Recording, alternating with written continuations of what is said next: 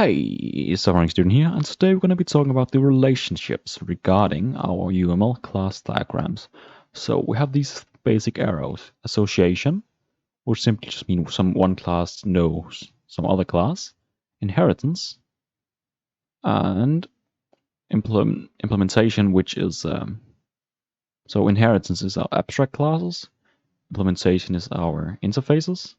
And then we have these three arrows, which is like dependency, something depend on something, aggregation, and composition.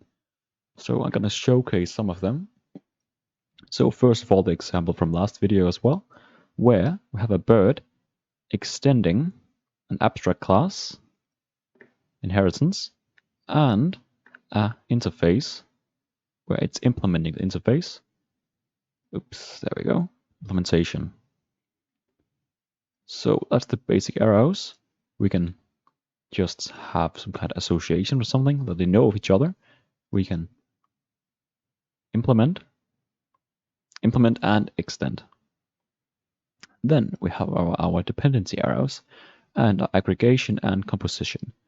So aggregation is the relationship between two classes where they kind of depend each other but not completely. It's one of the better examples I heard is like a wallet and money.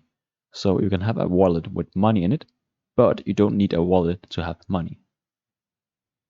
And composition is where you have two classes that's completely dependent of each other. A good example is, for example, with a body. If you had like a human body class and a heart class, they're dependent of each other.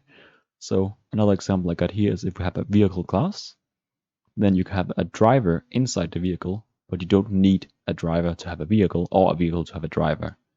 But like, let's say we have a vehicle that need an engine. So we need an engine for the vehicle to work, and we need the engine inside the vehicle for it to work as well. You can't just, well, technically in this case you can, but we are looking at a working car, working vehicle. So that's the difference between those two. And that is the basics of relationships regarding UML class diagrams. Hope you enjoyed the video, leave a like and subscribe, and have a wonderful day.